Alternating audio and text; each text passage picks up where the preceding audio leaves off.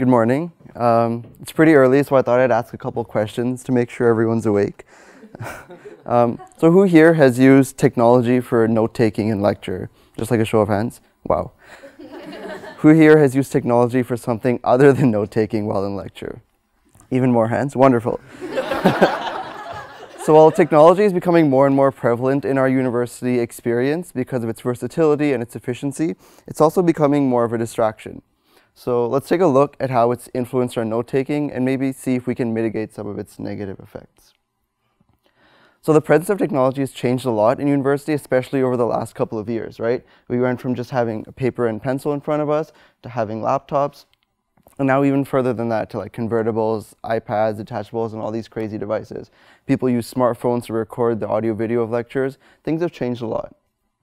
And as a result, our note-taking has changed too, right? What did we look at first? We just looked at a piece of paper with no other function. And then we moved on to sort of a virtual recreation of that, right? And now we've gone even further, where people have their notes open with their slides and with different web pages for supplementary information, right? So technology has brought a lot of really powerful features. We have the internet at our fingertips, right? So we can search up answers to questions in real time. Or if a professor is going through their slides too fast, you can go through them at your own pace. Or even with our notes, right? We have backups everywhere, so you won't lose your entire semester's worth of work just because you forgot something on a bus. So there's a lot of great things about it. But with those great things come a lot of challenges. I'm sure a lot of students have seen screens like this, where you have so many tabs, so many windows, so many programs open, you just don't know where to start, and that's really stressful, right? Or notifications, another big one, right? Just a constant distraction, the pinging and the buzzing and the little pop-ups that keep showing up while you're trying to focus. So what I'm trying to say is that technology comes with a lot of benefits and a lot of drawbacks when it comes to your note-taking, right? All those tabs you have open to zip through your research is great, but that means you could have a YouTube video playing in the background. Or if you have all these different full-screen apps you're swiping through back and forth between your slides and your notes, wonderful, right? But then that episode of Stranger Things is just a swipe away.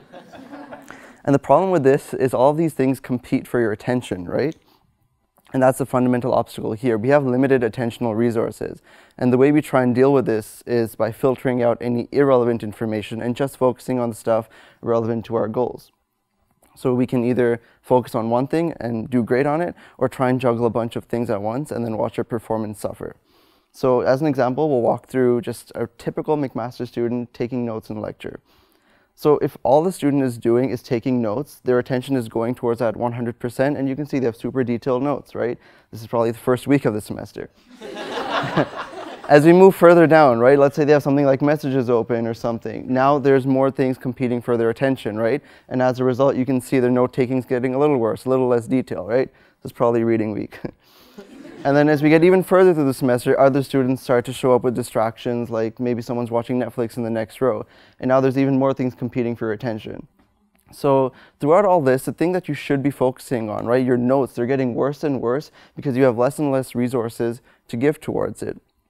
And this is the crux of the problem. This isn't just a scenario I'm making up, there's actual research backing this.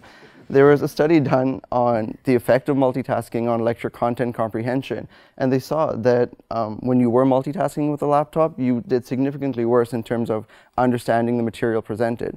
And I think an even more important conclusion was that having someone multitask near you led to a decrease in your understanding of the lecture content.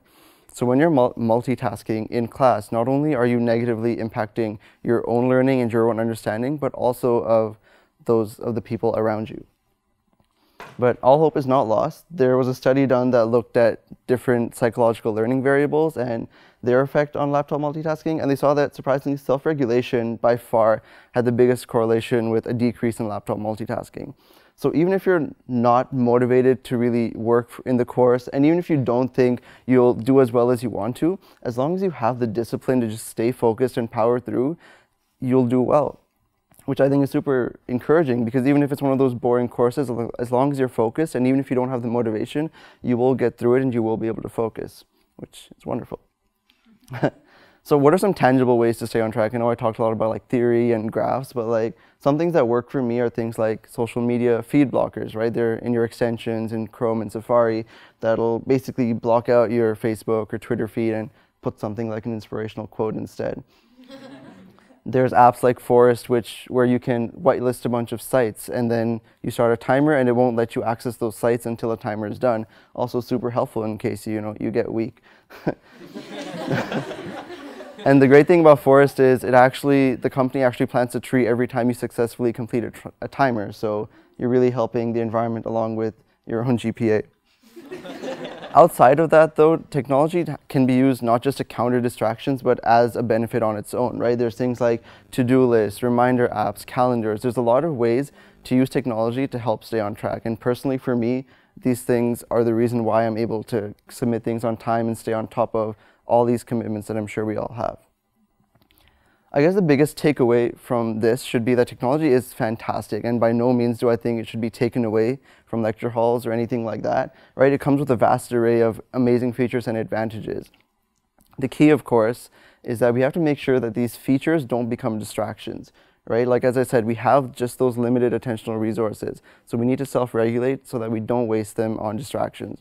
Remember that technology is the key to your productivity, so don't let it lock up your potential. Thank you.